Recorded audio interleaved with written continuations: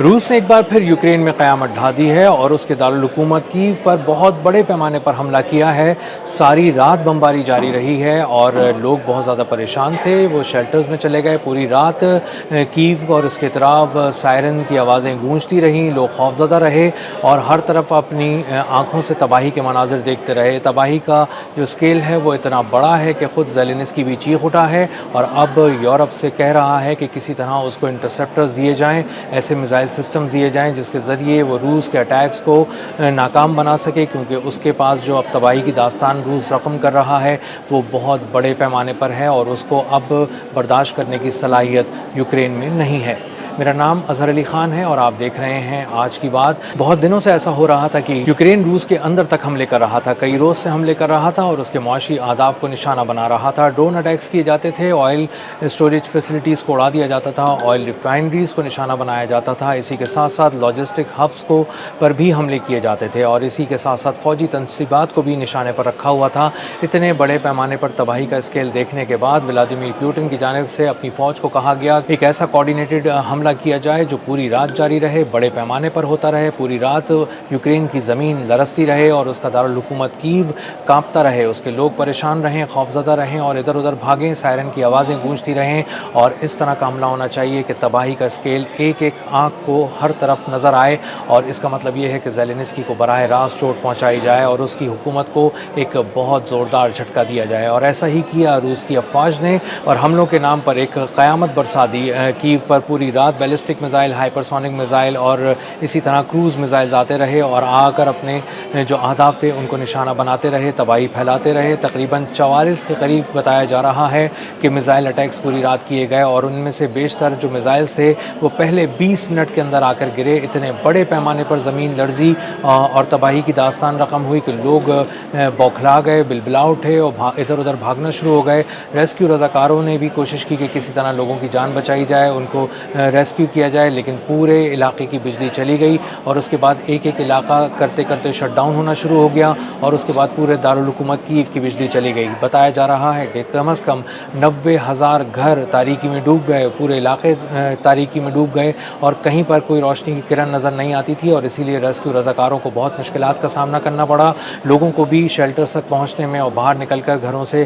کسی محفوظ مقام پر جانے کے لیے بہت زیادہ مشکلات کا سامنا کرنا پڑا۔ میڈیا رپورٹس میں بتایا جا رہا ہے کہ تقریباً 268 ڈرونز، جس میں سے 100 جیٹ پاور ڈرونز تھے جنہوں نے بڑے پیمانے پر تیزی سے آ کر تباہی مچائی اور مختلف اہداف کو نشانہ بنایا۔ یہ اہداف صرف فوجی اہداف نہیں تھے، اس میں پولیس کا ہیڈ کوارٹر بھی شامل تھا، اس میں مختلف جگہیں شامل تھیں، بہت سارے شہری انفراسٹرکچر کو بھی اس میں نشانہ بنا کر تباہ کیا گیا اور اس سے اس کو نقصان پہنچا اور تباہی کا جو اسکیل ہے وہ اتنا بڑا ہے کہ ہر آنکھ نے تباہی کا منظر دیکھا۔ اتنے بڑے پیمانے پر تباہی ہوئی کہ پورے کیو کے لوگوں نے انتہائی کثیف دھواں اپنی ناک میں محسوس کیا اور ان کا دم گھٹنے لگا اور اسی لیے وہ ادھر ادھر بھاگنے لگے اور اس سے اندازہ ہوتا ہے کہ کتنے بڑے پیمانے پر تباہی پھیلائی گئی، نہ صرف کیو میں بلکہ اس کے اطراف کے علاقوں میں بھی۔ اسی کے ساتھ ساتھ روس نے ایک بہت بڑا اٹیک پلان کیا اوڈیسا میں اور مختلف جگہوں کے اندر، اور وہاں پر جو اس نے مسلسل اوڈیسا کو ایک اپنے نشانے پر رکھا ہوا ہے کیونکہ وہاں پر ایک بہت ہی اہم ترین پورٹ ہے، وہ پورٹ سٹی ہے اور وہاں سے بڑے پیمانے پر گندم کی ایکسپورٹ ہوتی ہے، اناج کی ایکسپورٹ ہوتی ہے اور اس اناج کی ایکسپورٹ سے یوکرین کثیر زر مبادلہ کماتا ہے۔ تو اگر معاشی طور پر یوکرین کو بہت ہی بری طرح ہٹ کرنا ہے تو اس کے اوڈیسا پورٹ کو، چورنومورسک پورٹ کو بہت بری طرح نشانہ بنانا ہے۔ اسی لیے نہ صرف پورٹ کے انفراسٹرکچر کو نشانہ بنایا گیا، مختلف جہازوں کو وہاں پر نشانہ بنایا گیا، بلکہ وہاں تک سامان کی ترسیل کے لیے جو پل استعمال کیے جاتے ہیں ان پلوں کو بھی ٹارگٹ کر کے تباہ کیا گیا۔ تو اس سے اندازہ ہوتا ہے کہ نہ صرف یوکرین میں فوجی اہداف کو نشانہ بنایا جا رہا ہے روس کی جانب سے، بلکہ اس کے معاشی اہداف کو بھی بہت ہی زوردار جھٹکا دیا جا رہا ہے۔ گزشتہ رات کیو کے اطراف جو حملے کیے گئے اس میں بہت ہی ایک خاص جگہ کو بھی نشانہ بنایا گیا۔ یہ وہ فیسلٹی تھی جو ڈرون کے پارٹس بناتی تھی اور اس مینوفیکچرنگ فیسلٹی کو نشانہ بنایا گیا۔ تو اصل میں ڈرون حملے جو کر رہا ہے یوکرین وہ بہت بڑے پیمانے پر کر رہا ہے۔ ایک تو اس کے پاس ڈرون ٹیکنالوجی بھی یورپ کی بہت جدید ہے اور اس کے ساتھ ساتھ اس کے پاس میزائلوں کی بھی بہت کمی ہے، تو اس کا انحصار روس پر حملوں کے لیے ڈرون پر بہت زیادہ ہے اور اس کے ڈرون کو اسی لیے ڈرون کی مینوفیکچرنگ سائٹس کو، اسٹوریج فیسلٹیز کو روس کی جانب سے से कोऑर्डिनेटेड एफर्ट्स के ज़रिए निशाना बनाकर तबाह किया जा रहा है। अभी 2 रोज़ पहले ही एक बहुत बड़े पैमाने पर हमला करके एक ऐसी फैक्ट्री को तबाह किया गया जो 12 एकड़ से ज़्यादा की जगह पर मुहित थी और उसको मुकम्मल तौर पर तबाह किया गया। और बताया जा रहा है मीडिया रिपोर्ट्स में कि तकरीबन 15,000 तैयार ड्रोन्स जो रूस की जानिब भेजे जाने थे, उससे रूस में हर तरफ तबाही फैलानी थी, उसको लॉन्च किए जाने थे, उनको पहले ही उड़ने से पहले ही जाकर तबाह कर दिया गया है और बहुत बड़े पैमाने पर इस पूरी फैसिलिटी को मुकम्मल तौर पर उड़ा दिया गया। गुज़िश्ता रात जो रूस ने हमले किए यूक्रेन में, उसमें तकरीबन 28 मकामात को निशाना बनाया गया। बहुत ही ख़ास कोऑर्डिनेट्स को निशाना बनाया गया और उन कोऑर्डिनेट्स पे जो कायम मुख्तलिफ़ फैसिलिटीज़ थी उनको उड़ा दिया गया। तो एक बहुत बड़ा झटका लगाया गया है यूक्रेन को और ज़ेलेनिस्की को, जो इस वक्त एक बहुत बड़ी जंग प्लान कर रहा था रूस के ख़िलाफ़ और कुछ नए अहदाफ़ को उसने लकीर लगाकर फ़ाइनल कर लिया था कि यहाँ पर हमला करना है और deep inside Russia drone attacks के ज़रिए मुख्तलिफ़ किस्म की फैसिलिटीज़ को निशाना बनाना था। और कोशिश की जा रही है यूक्रेन की जानिब से कि न सिर्फ रूस की ऑयल एक्सपोर्ट्स को रोका जाए बल्कि वहाँ पर एक बड़े पैमाने पर पेट्रोल का बहरान भी शुरू किया जाए, उसको क्रिएट किया जाए ताकि लोगों को ज़्यादा प्रॉब्लम होना शुरू हो जाए और वो बराह रास्त व्लादिमीर पुतिन की हुकूमत पर दबाव डालने लगे कि किसी तरह इस जंग को ख़त्म करो, यूक्रेन के साथ जो तुमने छेड़ी हुई है। लेकिन व्लादिमीर पुतिन ने अब ये स्ट्रैटेजी अपनाई है कि अब ईंट का जवाब पत्थर से दिया जाएगा, दूर तक दिया जाएगा और तमाम किस्म के जो इत्तेहादी हैं उनको एक साथ आजमाया जाएगा, इंगेज करके रखा जाएगा। और इसीलिए हम देख रहे हैं कि नेटो बहुत ज़्यादा एक्टिव हो गया है, वो मिलिट्री ड्रिल्स कर रहा है, मुख्तलिफ़ जगहों पर अपने तैयारों को उड़ा रहा है मुख्तलिफ़ रीजन के अंदर। और इस बात की प्रैक्टिस की जा रही है कि अगर रूस और यूक्रेन की जंग फैलना शुरू हुई और रूस ने मुख्तलिफ़ नेटो इत्तेहादी ममालिक पर हमला करना शुरू किया तो नेटो किस तरह से जवाब देगा, किस तरह से